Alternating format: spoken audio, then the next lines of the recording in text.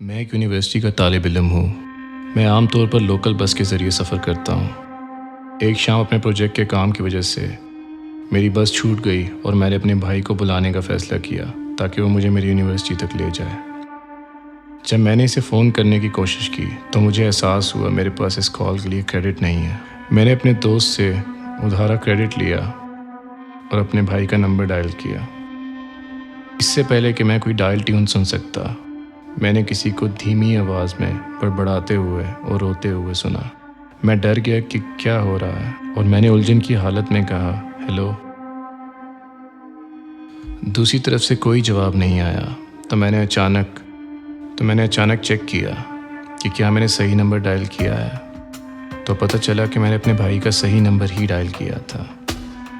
میں نے ایک دفعہ پھر سے ڈائل کر کے فون آہستہ سے اپنے کان کی طرف بڑھایا اور اس بار مجھے دوسری طرف سے نارمل ڈائل ٹیون سنائی دی۔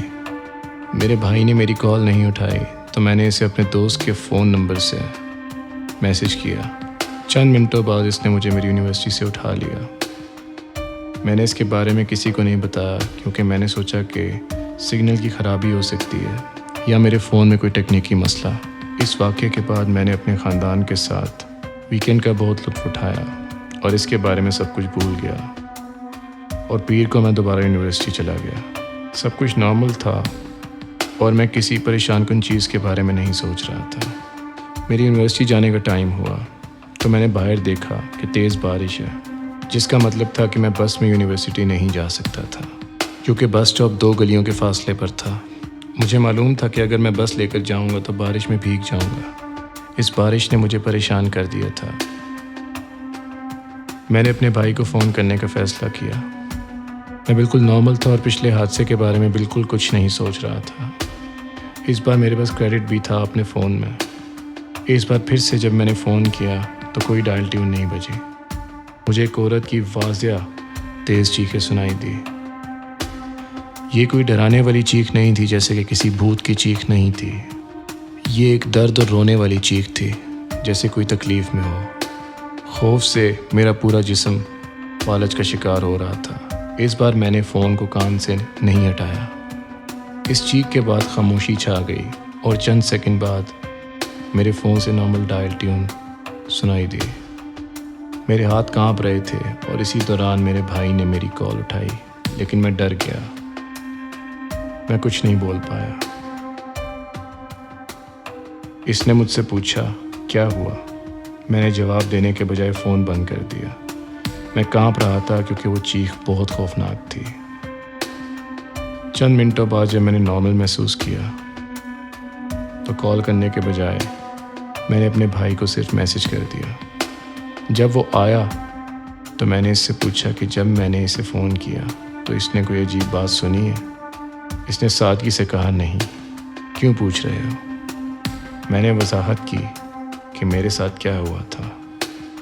وہ ہنسا اور کہا، کیسی بہکی باتیں کر رہے ہو؟ میں جانتا ہوں کہ وہ چاہتا تھا کہ میں اس واقعے کو بھول جاؤں، پر یہ واقعہ بھول جانا اتنا آسان نہیں ہے۔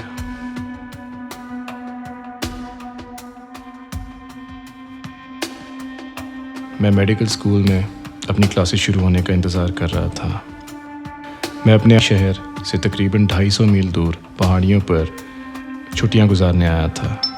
میری امی میرے ساتھ تھی اور میں اپنی گاڑی خود چلا رہا تھا۔ تقریباً 3 دن وہاں رہنے کے بعد ہم گھر واپس آ گئے۔ ہم دیر شام کے اوقات میں وہاں سے نکلے تھے۔ میری والدہ نے اپنی جوانی اسی علاقے میں گزاری تھی اور وہ ہمارے آبائی شہر کے سب شارٹ کٹ جانتی تھی۔ ان کے کہنے پر میں نے ایک شارٹ کٹ لے لیا جو کہ شاید صحیح فیصلہ ثابت نہ ہوا، کیونکہ تقریباً آدھی رات تھی جب ہم سڑک کے ایک ایسے حصے میں پہنچے جو سنگل تھا اور شاید ہی کسی کے استعمال میں تھا۔ باہر سردی تھی اور سڑک کے دونوں طرف گھنی جھاڑیاں تھیں۔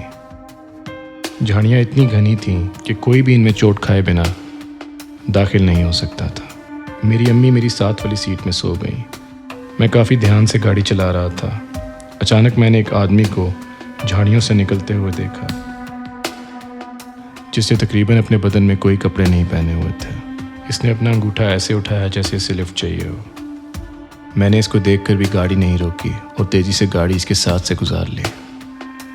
پر تھوڑی دیر بعد میرے ذہن میں فوراً ایک احساس آیا۔ میں نے کہا کہ جنوری کی سردی کی رات تھی، تو یہ بندہ اپنے بدن پہ بنا کپڑوں کے وہاں جھاڑیوں میں کیا کر رہا تھا، اور اس کے آس پاس صرف گھنی جھاڑیاں تھیں، تو وہ ان کے اندر کیسے گیا بنا چوٹ کھائے، بنا زخمی ہوئے؟